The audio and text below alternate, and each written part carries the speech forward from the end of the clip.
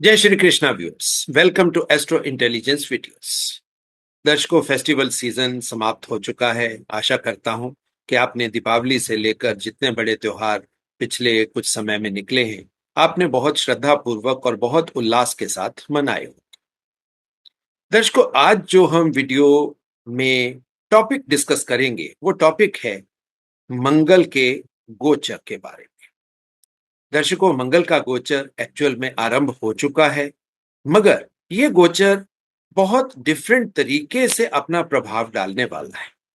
और जो कुछ भी उसमें घटित होने वाला है, आज की वीडियो में हम उसको प्रेजेंटेशन के माध्यम से समझने का प्रयास करेंगे। सो दर्शकों, बिना समय गवाए हुए हम सीधा सीधा चलते हैं अपनी प्रेजेंटेशन के ऊपर। जैसे दर्शकों आप देख रहे हो, ये वीडियो है मंगल के गोचर के बारे में। और जो मंगल का गोचर आप जैसे स्क्रीन पर देख रहे हो, ये शुरुआत हुआ 20 अक्टूबर 2024 से, यानी कि 20 अक्टूबर 2024 से ये शुरू हुआ। और उसके बाद कुछ टाइम के बाद ये रेट्रोग्रेड हो जाएगा, यानी कि वक्री हो जाएगा, और फिर ये री एंट्री लेगा। और फिर मंगल का गोचर समाप्त होगा 7 जून 2025 को। अब दर्शकों, ये जो मंगल का गोचर कभी आगे कभी पीछे, कभी इसमें आप देखोगे रेट्रोग्रेड हो रहा है, कभी स्तंभी हो रहा है। सो अब इस पूरे प्रोसेस को हम समझने का प्रयास करेंगे कि जब भी इस तरह का गोचर हमें मिलता है तो उसके क्या प्रभाव हो सकते हैं। अब दर्शकों, सबसे पहले हम रेट्रोग्रेशन के कॉन्सेप्ट को समझने का प्रयास करेंगे कि जब भी कोई प्लेनेट के गोचर में रेट्रोग्रेशन आता है तो रेट्रोग्रेशन को कैसे समझा जा सकता है। अब आप, ये एक स्लाइड है दर्शक, आपके स्क्रीन के ऊपर है। अब आप इसमें देख रहे हो कि एक इंसान है जो जा रहा है। जाते जाते वो एक खड्डे में गिर जाता है। अब खड्डे में गिर जाता है, अब खड्डे से गिरेगा तो उसे चोट लगेगी। गिरेगा एक बार, उसकी पोजीशन भी बदलेगी। और जब उसको चोट लगेगी या गिरेगा, उसकी जो इनर एनर्जी है प्लेनेट की, वो कहीं ना कहीं रुक जाएगी, स्टेशनरी हो जाएगी। और जैसे ही एनर्जी स्टेशनरी होने के बाद वो संभलेगा, संभलने के बाद फिर उठेगा, खड़ा होगा, और खड़ा होने के बाद फिर उस खड्डे से बाहर निकलने का प्रयास करेगा। अब दर्शकों, रेट्रोग्रेशन में भी कहीं ना कहीं ये इसी तरह की घटना हो रही है। अब रेट्रोग्रेशन को बहुत से वीडियोस में मैंने आपको समझाना कि रेट्रोग्रेशन क्या है। ये एक वॉबलिंग इफेक्ट है, यानी कि प्लेनेट वॉबल कर रहा है। क्योंकि रेट्रोग्रेशन का, अगर हम वेस्टर्न वर्ल्ड के हिसाब से देखेंगे तो उनका रेट्रोग्रेशन का कॉन्सेप्ट, वो तो सीधा सीधा पिछले हाउस की तरफ प्लेनेट को ले जाते हैं। मगर आप सब जानते हो कि प्लेनेट पिछले घर में कहीं जाता थोड़ी है। प्लेनेट तो अपनी सीधी मार्गी, यानी कि जो नॉर्मल उसकी गति है उसी पे रहता है।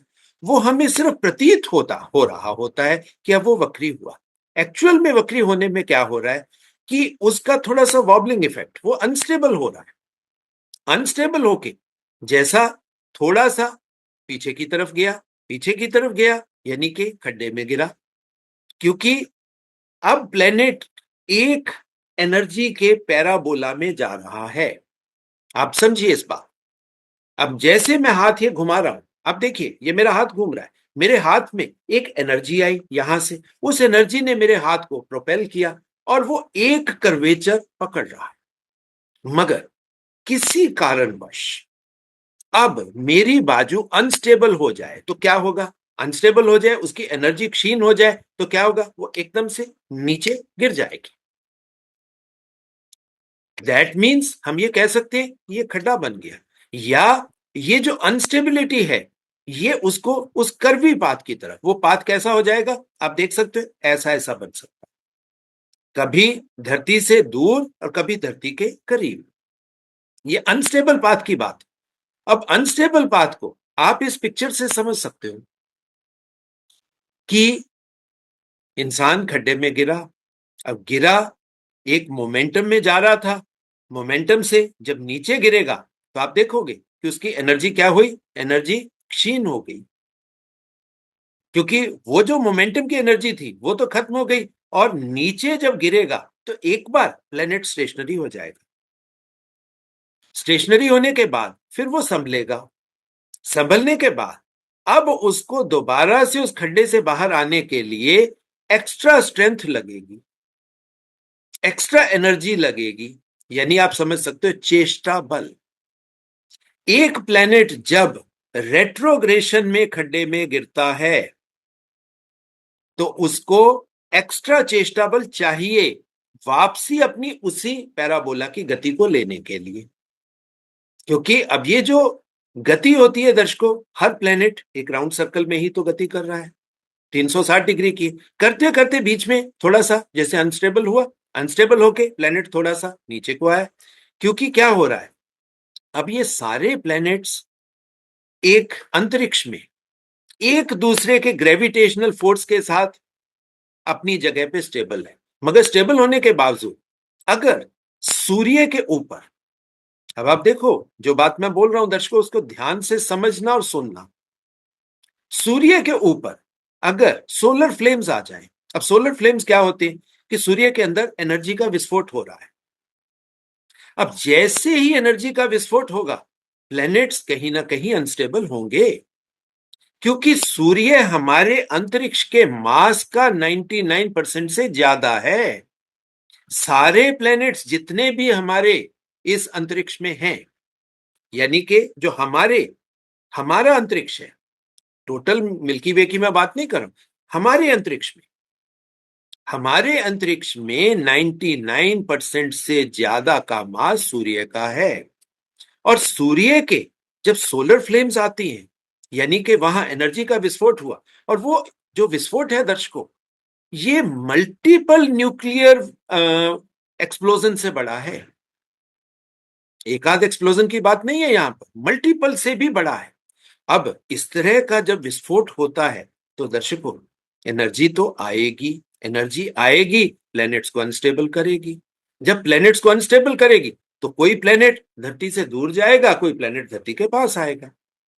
अब ये चीजें समझने के लिए हमें सोलर साइंसेस या सोलर साइंटिस्ट के पास जाना पड़ेगा, मगर क्योंकि हमारा मेन सब्जेक्ट ज्योतिष का है और ज्योतिष के माध्यम से हमें चीजों को समझना है, तो दर्शकों अब क्या होगा, अब एक प्लेनेट आप समझ लीजिए खड्डे में गिर गया, खड्डे में गिर के अब एक बार उसकी एनर्जी क्षीण हो गई, वो निर्बल हो गया, आप ऐसे समझ सकते हो वो निर्बल हो गया।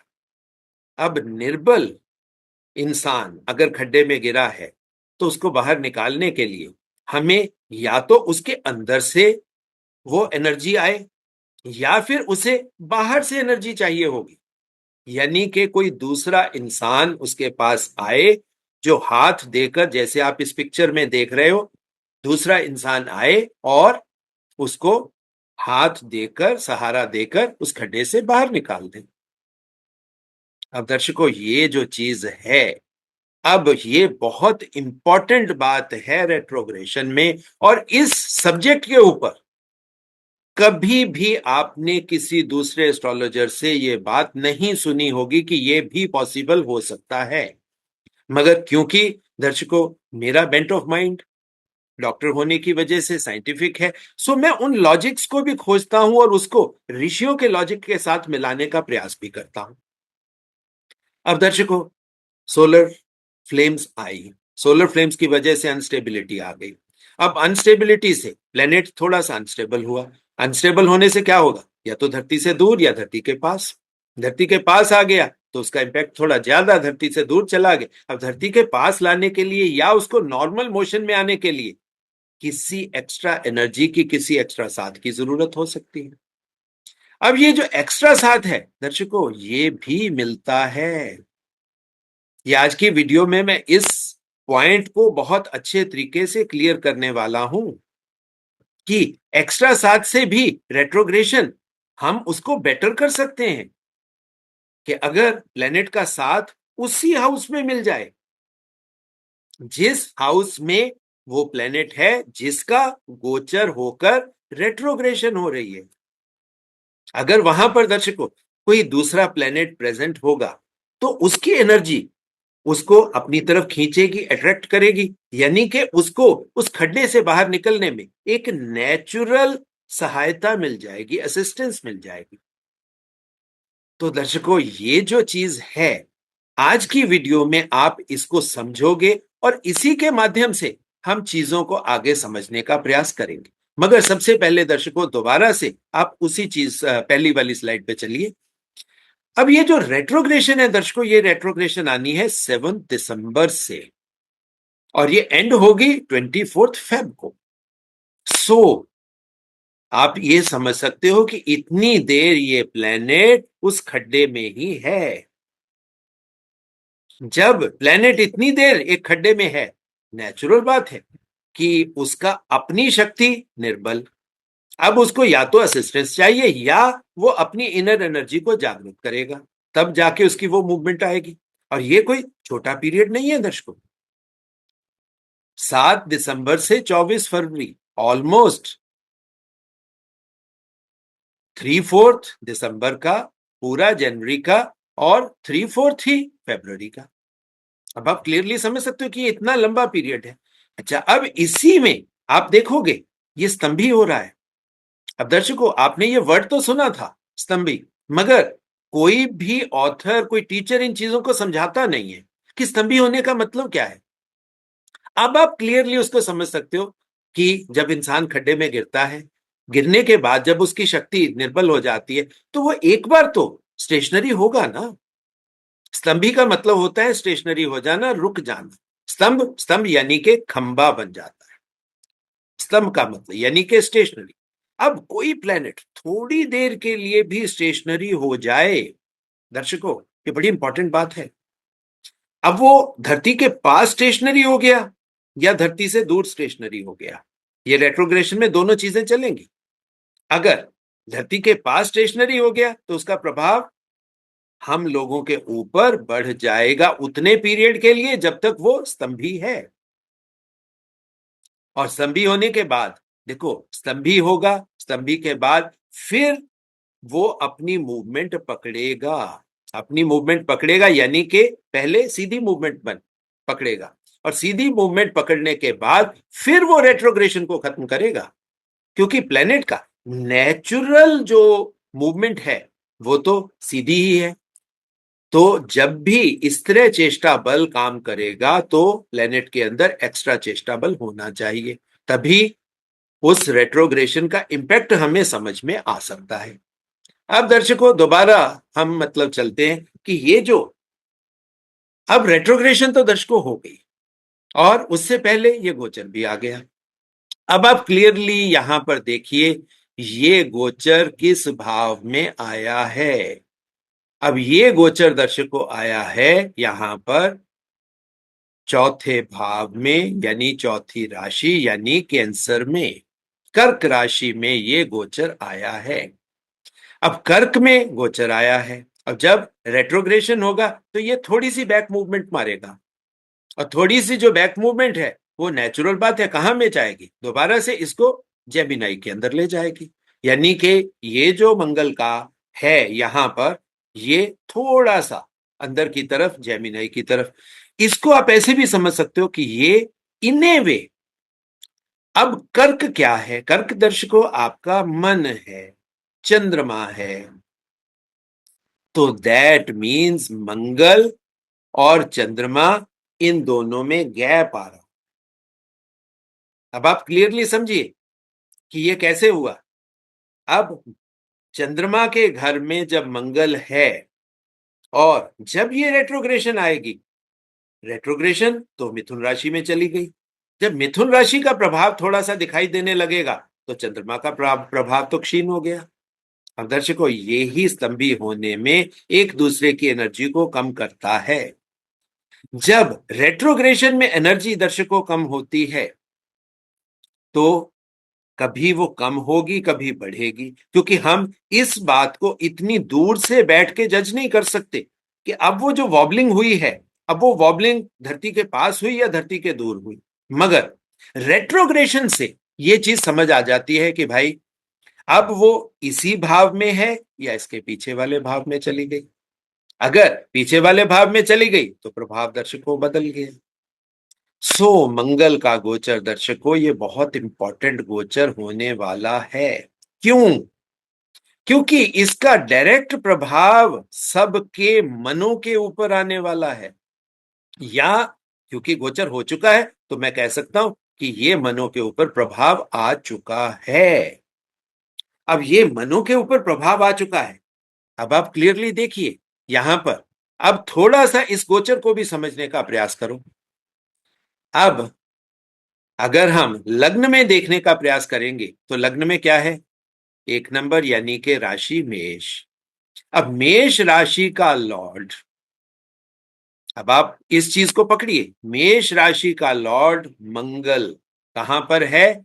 वो कर्क राशि चौथे भाव में है, यानी कि सुख स्थान में है। मंगल से सुख, बजरंग बली से सुख, एक्स्ट्रा चेष्टा बल से सुख, मार्शल एनर्जी से सुख। मार्शल एनर्जी तो रखनी पड़ेगी। अब मार्शल एनर्जी नहीं रखेंगे मेष राशि वाले तो उनको तो फिर प्रॉब्लम आएगी। अब इस गोचर को दर्शकों आप इस तरह भी समझो, मगर बीच बीच में ये सुख थोड़ा सा गड़बड़ करेगा जब ये वो दिसंबर वाला टाइम, जब ये रेट्रोग्रेशन करके कहां चला जाएगा? मिथुन राशि की तरफ। अब मिथुन राशि की तरफ जब जाएगा तो प्रभाव दर्शकों गोचर का बदला। तो मेष राशि वालों के लिए ये आपके आंतरिक बल को बढ़ा रहा है। मगर नॉर्मल में जैसे हम देखते हैं तो कर्क राशि में मंगल ये कमजोर है दर्शकों, कमजोर है। तभी तो जब ये खड्डे में गिरेगा इसको एक्स्ट्रा बल चाहिए होगा, तो वो बल कहां से मिलता है दर्शकों? मिथुन राशि। मिथुन राशि किसकी है? प्रयत्न की राशि है। वहां पर हम क्या करते हैं? एक्स्ट्रा एफर्ट डालते हैं। और मिथुन राशि में मंगल कारक है, उसको वो बल कहां से मिलेगा? वो पीछे जाने से उसको वो बल मिल जाएगा, क्योंकि वहां वो कारक है, वहां वो स्ट्रांग है।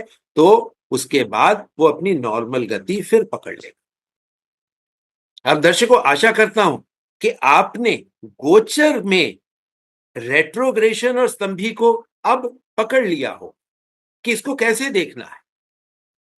अब पीरियड ऑलमोस्ट 6 महीने का है दर्शकों, रफली। अगर आप उसको और क्लियरली देखना चाहते हो, पूरा समझना चाहते हो, तो स्टार्ट है 20 अक्टूबर से और एंड हो रहा है 7 जून को। ये देखिए, आप नोट कर सकते हो समय भी, कितने बजकर कितने मिनट पर ये स्टार्ट हो रहा है गोचर और कितने बजकर कितने मिनट पर यानी ये कंप्लीशन लेगा। अब दर्शकों दोबारा से फिर उसी स्लाइड पे चलते हैं। अब मेष राशि वालों के लिए मंगल का ये गोचर सुख को बढ़ाने वाला है। और सुख बढ़ेगा कब दर्शकों? ये सुख सिर्फ बढ़ेगा तब जब ये रेट्रोग्रेशन में जाएगा। दाम्पत्य जीवन में सुख आ सकता है, आपके रिलेशंस में सुख आ सकता है, आप कोई नया काम शुरू करना चाहते हैं, उसमें आपको जो बल चाहिए, जो स्ट्रेंथ चाहिए, वो आपको रेट्रोग्रेशन के टाइम पर मिल सकती है। और क्यों ये बात मैं बोल रहा हूं कि नया काम? क्योंकि मंगल कहां पर गोचर कर रहा है? ये कर्क राशि में गोचर कर रहा है। और मंगल का सीधा अगर आप देखोगे कि ऑस्पेक्ट कहां जा रही है, वो जा रही है 10th हाउस के ऊपर, प्रोफेशन के घर के ऊपर। तो प्रोफेशन को इसके गोचर से प्रभाव पड़ेगा। अब अगर मंगल की आप दूसरी दृष्टियों को भी गोचर में पढ़ना जानते हो या उसको समझ सकते हो, तो दर्शकों मंगल की 3 दृष्टियां हैं। ये सीधी दृष्टि तो मैंने आपको बता दी, ये सप्तम है, क्योंकि आप देख सकते हो ये सीधी दृष्टि है जो यहां पर जा रही है आपके लिए। मगर मंगल की 2 और दृष्टियां हैं। सबसे पहली दृष्टि है उसकी फोर्थ दृष्टि कहां जा रही है? 7 नंबर लिब्रा राशि के ऊपर। लिब्रा के ऊपर जाने से क्या होगा? तुला राशि वालों को ये जो उनको दाम्पत्य जीवन में, रिलेशनशिप में, पार्टनरशिप्स में एक बल चाहिए था, वो बल इस रेट्रोग्रेशन से मिल जाएगा। तुला राशि वालों के लिए अब आप समझ सकते हो कि इसका प्रभाव अच्छा हो गया। अब इसका अष्टम, जो आठवीं दृष्टि है इसकी, वो कहां जा रही है? वो जा रही है यहां पर आपके लिए मंगल के स्थान पर, सॉरी, एक्वेरियस। मंगल की दृष्टि जो तीसरी दृष्टि है वो जा रही है एक्वेरियस यानी के कुंभ पर, और जहां पर शनि देवता ऑलरेडी गोचर कर रहे हैं। हालांकि वो भी रेट्रोग्रेशन में है, वो भी रेट्रोग्रेशन में, मगर अगर हम कोई नया काम इस पीरियड में दर्शकों शुरुआत करते हैं, स्पेशली मेष राशि वाले, दूसरा कर्क राशि वाले, तीसरा तुला राशि वाले, और चौथा कुंभ राशि वाले, इन सभी के लिए ये प्रभाव देखने को मिलेगा। मगर जब इसी में रेट्रोग्रेशन आएगी, पीछे की मूवमेंट आएगी, प्रीवियस साइन में वो जाएगा, तो प्रीवियस साइन में जाने से क्या होगा? ये प्रभाव बदलेंगे, और प्रभाव बिल्कुल पूरा बदलेंगे, क्योंकि दृष्टि बदल जाएगी दर्शक। अब दृष्टि बदलेगी तो प्रभाव कन्या राशि पर जाएगा। पहला प्रभाव कन्या राशि पर जाएगा, दूसरा प्रभाव सेजिटेरियस धनु राशि पर जाएगा, और तीसरा कहां जाएगा? वो जाएगा कैप्रिकॉर्न मकर राशि के ऊपर। सो दर्शकों, ये गोचर थोड़ा सा ट्रिकी है, कॉम्प्लिकेटेड गोचर है ये, क्योंकि थोड़े थोड़े देर के बाद ये प्रभाव बदलेंगे। अब आप क्लियरली इसी चीज को दर्शकों थोड़ा सा आपको समझना होगा कि ये जो प्रभाव है मंगल का, कभी आपको लगेगा कि ये थोड़ा क्षीण हो रहा है, कहीं पे आपको लगेगा बहुत स्ट्रांगली फील हो रहा है। अब आप थोड़ा सा इसको, गोचर को नॉर्मल सिनेरियो में देखने समझने का प्रयास करें।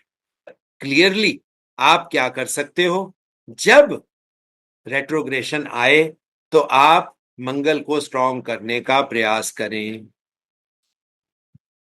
क्योंकि अगर हमने बाहर से का मतलब अब क्या हुआ दर्शकों, इसको भी आपको समझना होगा, क्योंकि रेट्रोग्रेशन कहां जा रही है? रेट्रोग्रेशन जा रही है बुद्धि के घर मरकरी में। तो अगर हम स्ट्रांग मन से बुद्धि को स्ट्रांग करने का प्रयास करेंगे तो उसका प्रभाव उस मंगल के गोचर के ऊपर या मंगल के ऊपर आएगा जो रेट्रोग्रेशन में अब वहां पर गोचर कर रहा है।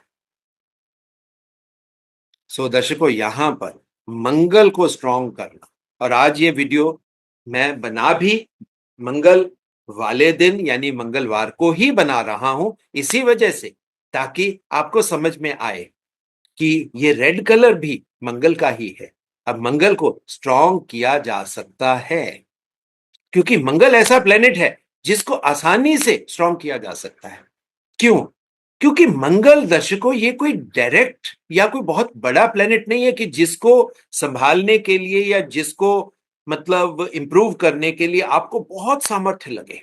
नहीं, क्योंकि मंगल इटसेल्फ सेनापति है। मंगल सिर्फ होता क्या है? अब आप क्लियरली समझ लीजिए कि ये रेट्रोग्रेशन को अब मैं थोड़ा सा शास्त्रोक्त तरीके से समझा देता हूं, क्योंकि मैं हमेशा वीडियोस में कहता हूं मंगल को समझना है तो बजरंग बली हनुमान को समझ लीजिए। अब हनुमान को शाप मिल जाता है। अब हनुमान के पास, क्योंकि शिवांश होने की वजह से उनके पास शक्तियां असीमित हैं, मगर शाप की वजह से वो शक्तियां क्या कर गई? हाइबरनेट कर गई या साइलेंट जोन में चली गई। साइलेंस में शक्तियां तो पड़ी हैं। अब क्या होता था कि किसी को उन्हें याद करवाना पड़ता था कि भाई हनुमान, आप इस समुद्र को आसानी से लांघ सकते हो। उनको याद करवाना पड़ता था कि आप उड़ सकते हो। उनको याद करवाना पड़ता था कि आपकी शक्तियां असीमित हैं। अब आप देखिए, ये जो बात मैं बोल रहा हूं, इसमें मन और बुद्धि दोनों का खेल है। मुंह से बोलकर और बुद्धि से सोचकर मंगल को बेटर किया जा सकता है। पॉजिटिव थॉट प्रोसेस, अच्छा मतलब सोचना, अच्छा बोलना, अच्छे तरीके से रहना मंगल को बढ़िया कर सकता है। क्यों? क्योंकि जब आप नेगेटिव की तरफ जा ही नहीं रहे हो। दर्शकों, अब मंगल क्या है? फायरी प्लेनेट है। अब प्रकाश का, आग जलेगी तो प्रकाश तो होगा नहीं। अब प्रकाश का एक सीधा सीधा क्वालिटी है कि प्रकाश को अंधकार नहीं, जब जहां पर भी प्रकाश होगा अंधकार नहीं हो सकता। तो जब आप नेगेटिविटी के डोमेन में जाओगे ही नहीं, अंधकार के डोमेन में जाओगे ही नहीं, और पॉजिटिव बातें, स्ट्रांग बातें सोचोगे, बोलोगे, हनुमान जी को याद करवाओगे, क्योंकि ये जो प्लेनेट है ये किसी और के नहीं, आपके अंदर ही है, आपके ही पंच महाभूत है। सो आपको मुंह से बोलना पड़ेगा, आपको बुद्धि से, दिमाग से सोचना पड़ेगा कि भाई मंगल जी अब आप स्ट्रांग हो जाइए। बार बार उनको याद करवाना पड़ेगा कि आप स्ट्रांग बन के आप ये खास खास काम कर सकते हो। मगर दर्शकों, अब ये जो मंगल का गोचर है स्पेशली कुछ राशियों के लिए थोड़ा सा नेगेटिव प्रभाव डाल सकता है। शुक्र की दो राशियां, टॉरस और लिब्रा। लिब्रा के लिए तो ये गोचर बहुत बढ़िया है, मगर वृषभ, टॉरस के लिए ये दर्शकों गोचर थोड़ा सा डाउन साइज, थोड़ा सा नेगेटिव। क्यों?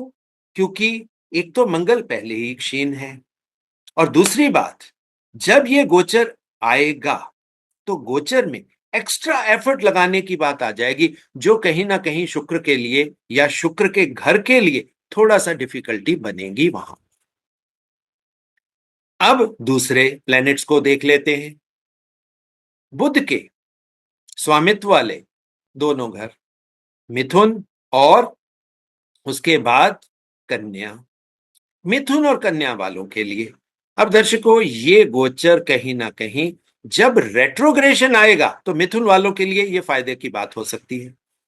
मिथुन वाले उस समय कुछ भी नए काम की प्लानिंग कर सकते हैं, नए रिलेशनशिप की तरफ जा सकते हैं। जीवन में जो बच्चे एजुकेशन की तरफ है वो वहां पर थोड़ा सा भी प्रयत्न करके एजुकेशन को बेटर कर सकते हैं, अपने टीचर्स के साथ अपने रिलेशंस को अच्छा कर सकते हैं। जिन लोगों के काम फंसे हुए हैं गवर्नमेंट के साथ, उनके काम निकलने की, मगर वो रेट्रोग्रेशन का ही पार्ट है, बाकी में नहीं। बाकी गोचर में ये गोचर अच्छा नहीं फल दे रहा। अब दूसरा सेम कन्या राशि के ऊपर, कन्या राशि के ऊपर आप देखोगे कि बुद्धि को हमेशा एफर्ट करनी पड़ेगी मंगल के जब तक ये गोचर चल रहा है। So over thinking pattern, over thinking mode, और ये ओवर थिंकिंग पैटर्न कन्या राशि वालों को नेगेटिविटी की तरफ ले जा सकता है। एंजाइटी, एंजाइटी न्यूरोसिस, इस तरह की चीजें भी उनको देखने को मिल सकती है। साथ ही में उनको ये सुइसाइडल थॉट प्रोसेस ये आ सकता है उनको। दर्शकों, ये कन्या वालों के लिए होगा। अब दूसरे प्लैनेट्स और ले लेते हैं, अब जुपिटर को देख लेते हैं। तो जुपिटर के स्वामित्व वाले दो भाव हैं दर्शकों, सेजिटेरियस और पाइसेस। अब सेजिटेरियस में अब आप देखोगे तो क्या होगा, ये थोड़ा सा ट्रिकी है, क्योंकि रेट्रोग्रेशन में सेजिटेरियस पर प्रभाव थोड़ा सा बेटर है, मगर पेट की समस्याएं दर्शकों आपको आ सकती हैं सेजिटेरियस वालों। क्लियर कर, पेट के साथ अकेला ये सिर्फ इनडाइजेशन की मैं बात नहीं कर रहा हूं, क्योंकि पेट से हमारे वेलबींग के हार्मोन्स भी गवर्न होते हैं। सो उनको खुशी कहीं ना कहीं इस पूरे रेट्रोग्रेशन में खुशी तो नहीं मिलने वाली, वो हैप्पी फील नहीं करेंगे, सेटिस्फेक्शन तो बहुत दूर की बात है। तो उनको कहीं ना कहीं अपने आप को स्टेबल रखने में, शांत रखने में, साइलेंट रखने में भी डिफिकल्टी आएगी। अब उसके बाद जुपिटर के स्वामित्व की दूसरी राशि को जरा समझने का प्रयास कर लेते हैं, पाइसिस। अब पाइसिस में दर्शकों यही होने वाला है, माइंड बॉगलिंग, दिमाग कंफ्यूजन की स्टेट पकड़ेगा, बहुत ज्यादा कंफ्यूजन की स्टेट पकड़ेगा। अब जब कंफ्यूजन की स्टेट ऑलरेडी वहां पर है मीन राशि वालों के लिए, तो ये तो और बढ़ने वाली है। सो क्लैरिटी नहीं आएगी। जो लोग मतलब काम कर रहे हैं उनको काम में ऐसे लगेगा कि शायद लॉस मेकिंग है। वो ये सोचना शुरू कर सकते हैं कि हम कुछ नया करने का सोचें। मगर दर्शकों, मीन राशि वालों के लिए मेरी सीधी सीधी एडवाइस है, जो मर्जी हो जाए, इस गोचर के बीच जितना मर्जी नेगेटिव थॉट प्रोसेस आ जाए, आपको काम बदलने के बारे में नहीं सोचना। आपको सस्टेन करना है उसी चीज के ऊपर जो काम आप कर रहे हो। ठीक है, मैं मानता हूं कि यहां पर आपको थोड़ा सा नेगेटिव प्रभाव देखने को मिलेगा, मगर यहीं पर आपके धैर्य की परीक्षा भी होगी। अब दर्शकों, शनि की राशियां ले लेते हैं। शनि की दो राशियां हैं, कैप्रिकॉर्न और एक्वेरियस। कैप्रिकॉर्न वालों के लिए तो दर्शकों यहां पर ये गोचर शुभ फल देने वाला है। सरकारें बनेंगी। अगर सरकार बनेगी तो दर्शकों ये आपको भी तो सरकार बना रहा है। हालांकि क्लियर कट वर्डिक्ट नहीं है। सो अपने मंगल को अगर आपने पकड़ लिया, बजरंग बली के कान में वो मंत्र डाल दिया जिससे उनकी खोई हुई शक्तियां जागृत हो गई, तो ये शनि मंगल युति आपको बहुत अच्छा प्रभाव देगी। मगर करना पड़ेगा दर्शकों, बिना करे अपने आप कुछ नहीं होना। सो ये गोचर, इसीलिए मैंने कहा था कॉम्प्लिकेटेड है, ट्रिकी है, इसको समझना थोड़ा सा डिफिकल्ट है, क्योंकि रेट्रोग्रेशन है ना बीच में आ रहे, तो रेट्रोग्रेशन से प्रभाव बदलते हैं। अब शनि की दूसरी राशि एक्वेरियस। एक्वेरियस में क्योंकि फल पड़ा है, मगर यहां पर दर्शकों अजीब स्थिति है, क्योंकि शनि देवता खुद ही रेट्रोग्रेड हुए हैं। सो फल प्राप्ति में डिले होने का योग बन गया, क्योंकि शनि की अपनी एनर्जी भी तो कहीं ना कहीं रेट्रोग्रेशन में है। रेट्रोग्रेशन में आपको अब उस कॉन्सेप्ट को दर्शकों भूलना मत कि क्या होगा, शनि को भी तो एक्स्ट्रा चेष्टा बल चाहिए होगा। तो यहां पर फल प्राप्ति में लोगों को डिफिकल्टी आने वाली है। सो शनि की इस राशि के साथ मैं कोई बहुत अच्छा अपनी तरफ से आपको गुड लक नहीं दे रहा। अब दर्शकों, दो और राशियां रह गई। अब वो जो राशियां हैं आप समझ सकते हो, चंद्रमा की राशि कर्क और सूर्य की राशि सिंह। कर्क राशि वालों के लिए तो ये मैंने पहले ही कह दिया कि ये गोचर अच्छा नहीं, काफी अच्छा प्रभाव करने वाला है, मगर उनको अपने बजरंग बली को हमेशा ध्यान में रखना होगा। हनुमान चालीसा, बजरंग बाण, इस तरह के पाठ नियमित रूप से करने होंगे। हनुमान जी के मंदिर जाकर अपनी इच्छाओं के बारे में उनसे मांगना होगा।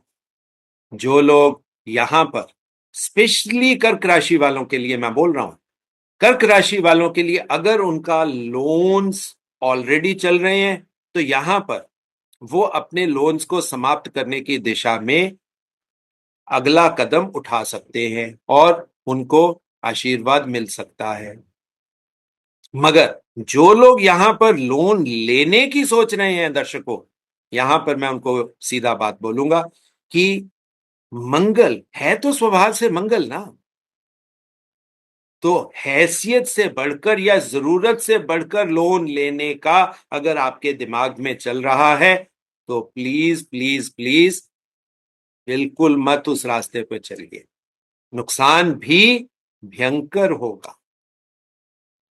अब लियो पे चलते हैं, जो सूर्य यानी कि राजा की राशि है।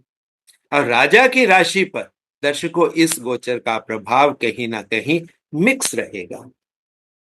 कुछ चीजों में आप देखोगे कि सामर्थ्य दिखेगी, चेष्टा बल दिखेगा, मार्शल स्ट्रेंथ दिखेगी, मगर कुछ चीजों में आपको लगेगा कि ये बिल्कुल ही उल्टा फल हो रहा है, कि शक्ति बिल्कुल क्षीण होती जा रही है। उसके पीछे दर्शकों कारण है। अब कारण क्या है? अगर आप देखोगे, मंगल को जब हम इस तरह मतलब पकड़ते, क्योंकि मंगल इटसेल्फ फोर्थ हाउस में, अब वो कमजोर है। अब कमजोर मंगल अपने अगले भाव के लिए, गेन हाउस के लिए दर्शकों कितना गेन देने का सामर्थ्य रख सकता है? और सूर्य के आगे मंगल की क्या बिसात। जो बात मैंने पहले बोली थी दर्शकों, हमारे इस अंतरिक्ष में, जो हमारा अंतरिक्ष है, मैं पूरे ब्रह्मांड की बात नहीं कर रहा हूं कि आप कंफ्यूज कर जाओ, हमारे अंतरिक्ष में 99% से ज्यादा पंच महाभूत का जो मास है वो सूर्य के पास है। मंगल तो हो सकता है कि 0.0000 में जाएगा मंगल का प्रभाव। सो यहां पर सूर्य स्ट्रांग जाएगा। सो इसी वजह से मैंने कहा यहां पर आपको वो मिक्स सा प्रभाव देखने को मिलेगा। सो दर्शकों, ये था ये मंगल का गोचर। थोड़ा सा ट्रिकी है, थोड़ा कॉम्प्लिकेटेड है, थोड़ा सा दिमाग को घुमाने वाला है। सो मोटी मोटी चीजें आप यहां पर ले लीजिए। जो दर्शक, सिंपल सी यहां पर अब मैं आपको समझा भी देता हूं कि क्या कर सकते हो। सुबह शाम आप हनुमान चालीसा का पाठ कर सकते हो। हनुमान जी का जो 2-3 बड़े उनके मंदिर है, प्राचीन मंदिर है, जहां पर हनुमान जी की एनर्जी बहुत स्ट्रांग है, स्पेशली सालासर, बागेश्वर धाम, एक दो और जगह है जहां पर उनकी एनर्जी बहुत स्ट्रांग है। तो आप ऐसी जगहों पर जाकर अपने लिए, बजरंगबली हनुमान से अपने लिए कुछ अच्छा मांग सकते हैं। बाकी जो दर्शक, स्पेशली इस पीरियड में कई दर्शकों को ये होता है कि हम मंगल का रत्न पहन लें तो कोई बेनिफिट हो जाएगा। दर्शकों, ये बहुत शॉर्ट लिव्ड बातें हैं। अकेला मंगल का गोचर में आप अगर रत्न डालने का सोचोगे, क्योंकि रत्न गोचर से नहीं, रत्न आपके चार्ट के, प्लेनेट के शक्ति के ऊपर, स्ट्रेंथ के ऊपर ही बेस करता है। सो वो डिसीजन आपके चार्ट के ऊपर ही लिया जा सकता है। सो दर्शकों, ये था मेरा छोटा सा प्रयत्न जिसमें मैंने गोचर को, गोचर के अंदर जो, जिसको हम कह सकते हैं ना, छोटे छोटे जो बाकी मतलब पॉइंट्स थे, उन सभी पॉइंटर्स को लेकर आपको उस गोचर को समझाने का प्रयास किया कि गोचर के ऊपर क्या हो सकता है, गोचर में क्या होता है। और गोचर जब भी होता है और गोचर में रेट्रोग्रेशन आती है, स्तंभी होता है प्लेनेट, तो हमें उसे कैसे देखना है। बाकी दर्शकों, जो निवेदन हर वीडियो के अंत में मैं आपसे करता हूं वो इस वीडियो के अंत में भी कर रहा हूं। एस्ट्रो इंटेलिजेंस आपका अपना चैनल है, वैदिक ज्ञान का चैनल है। इस चैनल को ज्यादा से ज्यादा आपके प्यार की जरूरत है। इसको प्यार दीजिए, सब्सक्राइब करिए। इस नॉलेज को, इस ज्ञान की गंगा को घर घर तक पहुंचाने में ये जो आप सब्सक्राइब करते हो उसका रोल बहुत बड़ा है। और इसके साथ ही दर्शकों, छोटा सा काम कर दिया करो कि चैनल को शेयर करो अपने दोस्तों के साथ, अपने रिश्तेदारों के साथ, ताकि ज्ञान वहां तक भी पहुंचे। बाकी जो दर्शक अपने चार्ट मुझसे एनालाइज करवाना चाहते हैं दर्शकों, उन सभी के लिए फोन नंबर मेरा एक ही है, दैट इज 9881164486। उसी के माध्यम से आप मुझसे संपर्क स्थापित कर सकते हो। सो दर्शकों, इसी तरह की अगली ज्ञानवर्धक वीडियो आने तक बहुत बहुत प्यार, बहुत बहुत आशीर्वाद।